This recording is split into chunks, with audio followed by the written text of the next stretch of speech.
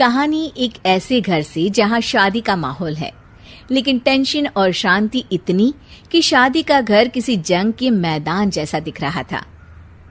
अरे जैसा मर्जी डेकोरेशन कर दो, पैसों की चिंता मत करो। इतना पैसा जब लड़के वालों को दे दिया तो फूल वालों को देने में मुझे क्या दिक्कत है? अरे धीरे बोलो ना, साफ लग रहा है कि फ्रस्ट्रेटेड हो। अरे तुम तो चुप ही रहो। एक बेटी संभाल नहीं पाई। सारा दिन मैं काम पर जाता था, सोचता था घर पर बच्चों को अच्छे से संस्कार मिल रहे होंगे, लेकिन नहीं, मैडम को तो अपनी किटी और फैशन से फुर्सत मिले तब ना। माँ चुपचाप वहां से चली जाती है। समझ में नहीं आता कि आखिर शर्मा खानदान में हो क्या रहा है। कल तक चिड़िया सी फुदकने वाली शीना की शादी यूं अचानक एक मोटे काले लड़के से क्यों हो रही है? शीना कमरे में हाथ में गुड़िया लिए बोलती है, मेरे साथ जो हो रहा है ठीक हो रहा है। तुम तो सब जानती हो, साहिल मेरे लिए भगवान है।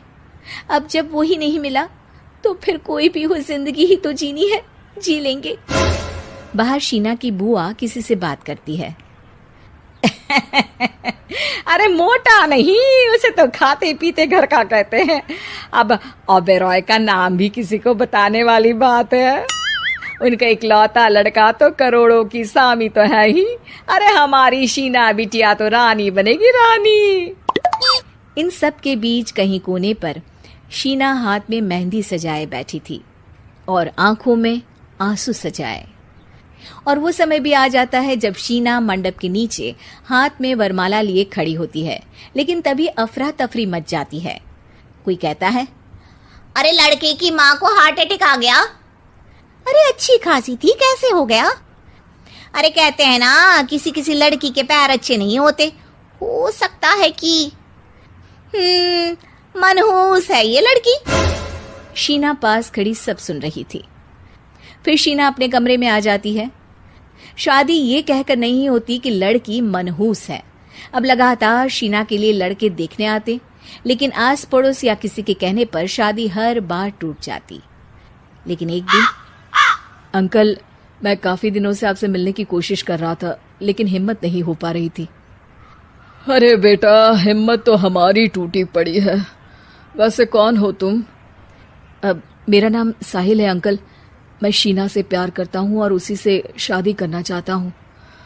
अरे अब तो किस जात के हो ये भी मायने नहीं रखता। बेटा, मेरी बेटी मनहूस है, ये सब कहते हैं कि इसीलिए उसकी शादी नहीं हो पा रही। अगर तुम शादी करने को तैयार हो तो ठीक है। शीना की शादी साहिल से हो जाती है। अगले दिन साहिल की माँ का देहांत हो जाता है और एक बार फिर लोग शीना को अपशकुनी कहने लगते हैं। अरे खा गई दीदी को ये। अरे क्या जरूरत थी साहिल किसी मनहूस को घर लाने की? पर बुआ, माँ की तो तबीयत पिछले कई साल से खराब थी। डॉक्टर्स ने जवाब दे दिया था। क्या पता ये भी उनका सौभाग्य हो कि वो बहू का मुंह देख पाई। अरे बहू का मुंह देख पाई, या ये कह लो कि बहू का मुंह देखते ही स्वर्ग लोक सिधार गई। खैर, हमें क्या, घर तुम्हारा है, हम तो चले। अब शीना को खुद पर ही शक होने लगता है कि कहीं सच में वो अपशकुनी तो नहीं। साहिल, हम दोनों की शादी नहीं हुई होती तो अच्छा था। देखो ना, कैसे पहले मेरी शादी टूटती थी और अब तुम्हारी माँ भी। अरे ऐसा कुछ नहीं होता शीना, अपशकुनी वगैरह कुछ नहीं होता। ये सब तो ईश्वर के खेल हैं। वो शादी तुम्हारी इसलिए टूट गई क्योंकि तुमको मेरी पत्नी बनाना था, और माँ का जाना तो तय था। वो काफी बुजुर्ग थी, साथ ही एक ऐसी बीमारी से जूझ रही थी जिसमें डॉक्टर्स भी उन्हें नहीं बचा पाते। शीना साहिल की बात सुनकर तसल्ली कर लेती है और वहां से चली जाती है। अगले दिन, शीना, अरे ओ शीना। क्या हुआ? उफ, कहीं फिर मेरी वजह से कोई नुकसान? अरे नहीं नहीं शीना, तुम जानती हो, जिस प्रॉपर्टी के केस को हम बरसों से लड़ रहे थे उस पर फैसला आ गया, वो भी हमारे हक में। अब हम करोड़पति हो गए शीना। शीना शांत रहती है। अरे क्या हुआ? करोड़ पत्नी बनकर तुमको खुशी नहीं हुई? शीना की आंखों में पानी आ जाता है।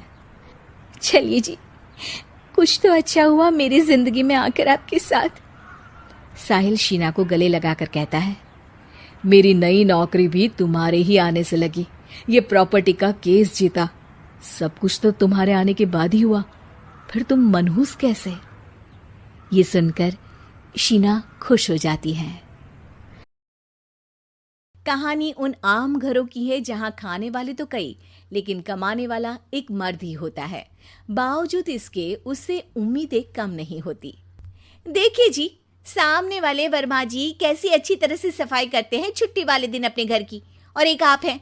अरे यार, उनके पास कार है, ऑफिस पास में है और हफ्ते में 2 दिन की छुट्टी होती है, तो फर्क तो पड़ता है ना।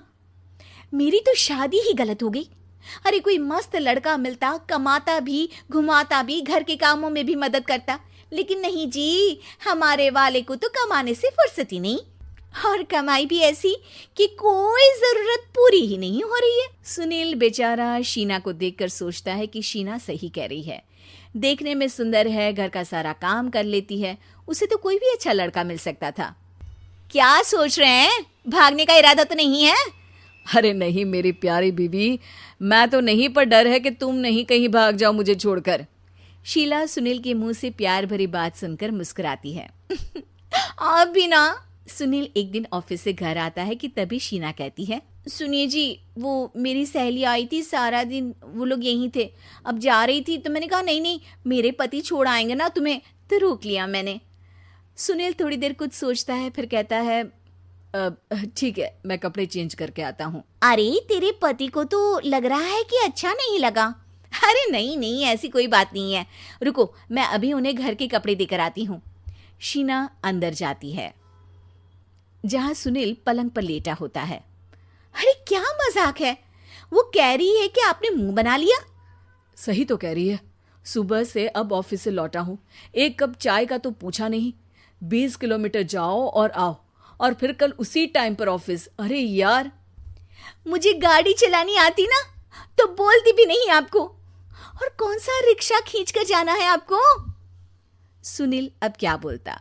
रात देर से आता है और सो जाता है। अगले दिन शरीर दर्द हो रहा है। अरे तो मत जाओ ना ऑफिस, चलते हैं ना मार्केट घूमने, फिर पिक्चर देखेंगे और रात में खाना खाकर घर वापस। सुनील जब सारे दिन की थकान वाला शेड्यूल सुनता है तो वो सीधे सीधे ऑफिस के लिए तैयार हो जाता है। अब आए दिन शीना की डिमांड बढ़ती ही चली जाती है और सुनील उसको पूरा भी करता। लेकिन एक दिन, ए जी मेरा भाई आ रहा है, उसे 2 लाख रुपए की जरूरत है। हाँ तो मैं क्या करूं शीना, मेरे पास इतने रुपए नहीं है। हाँ हाँ पता है नहीं है, लेकिन किसी से लेकर तो दे सकते हो ना। अरे मैं किससे मांगू, मेरे तो जानने में भी कोई नहीं है जिसके पास इतनी बड़ी रकम हो। तभी वहां शीना का भाई शीनू आ जाता है। जीजा जी कैसे हैं आप? अब मैं ठीक हूँ शीनू, अचानक इतनी बड़ी रकम की जरूरत कैसे पड़ गई? अरे जीजा जी, वो बिजनेस शुरू किया ना, तो उसके लिए पैसे की जरूरत है।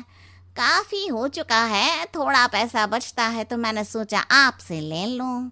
अब देखो, मेरे ऑफिस में कुछ लोग हैं जिनकी सेविंग अच्छी है, मैं उन लोगों से बात करके देखता हूँ। सुनील ऑफिस से किसी से पैसे लेकर शीना को दे देता है। शीना वो पैसा भाई को दे देती है। 2 महीने बाद, अरे यार शीना, वो ऑफिस वाला आदमी अपने पैसे मांग रहा है, कैसे दूं? अपने भाई से बोलो ना पैसे दे दे। अरे हाँ हाँ दे देगा, कहाँ भागा जा रहा है, आप उनको बोल दो कि दे देंगे। थोड़े दिन बाद, शीना वो आदमी मुझसे आज भी पैसे मांग रहा था यार, मैं तंग आ गया हूँ। ऑफिस जाते ही सामने उसका चेहरा दिखता है, क्या बोलूं, बार बार पैसे मांगता है। अच्छा मैं शीनू को फ़ोन लगाती हूँ, बात करके देखती हूँ। शीना भाई को फ़ोन करती है लेकिन वो फ़ोन उठाता ही नहीं। लगता है भाई कहीं ऐसी जगह है जहाँ नेटवर्क की समस्या होगी। सुनील अगले दिन दोपहर को ही घर आ जाता है। उसका चेहरा उतरा और परेशान सा होता है। वो रोने लगता है। अरे क्या हुआ जी, आप इतना परेशान क्यों हैं? सब ठीक तो है ना? अरे नहीं शीना, कुछ ठीक नहीं है, मैं ठीक नहीं हूँ। तुम्हारे भाई के लिए मैंने जो पैसे लिए थे, उस आदमी ने आज भरे ऑफिस में सबके सामने मेरी बेइज्जती कर दी। सबके सामने आज मैं कर्जदार बनकर खड़ा था। मैंने हर वो प्रयास किया घर चलाने के लिए जो मैं कर सकता था, लेकिन अब नहीं होगा। वो फिर रोने लगता है। अरे आप तो औरतों की तरह रो रहे हैं, मर्द हैं आप। क्यों, आदमी के सीने में दिल नहीं होता या फिर वो इंसान नहीं बशीर होता है? अरे मैं थक चुका हूँ शीना, तुम समझती क्यों नहीं? मैं भी शारीरिक और मानसिक रूप से थकता हूँ, मैं भी आराम करना चाहता हूँ, सुकून चाहता हूँ। मैं अब कुछ नहीं कर सकता कुछ नहीं। वो बैठ जाता है। शीना पति को हैरान परेशान देखकर चुप हो जाती है। अगले दिन, सुनिए, ये लीजिए 2 लाख रुपए, उस आदमी को दे दीजिए और बोल दीजिए कि आज के बाद किसी को पैसे के लिए बेइज्जत ना करे। सुनील पैसे देखकर राहत की सांस लेता है। अरे शीना, तुमने तो मेरा बहुत बड़ा काम कर दिया। अब मैं शान से ऑफिस जा सकता हूँ, लेकिन ये पैसे आए कहाँ से? ये पैसे मैंने अपने गहनों को गिरवी रख कर लिया है। तुम ठीक रहो, निश्चिंत रहो, मैं बस यही चाहती हूँ।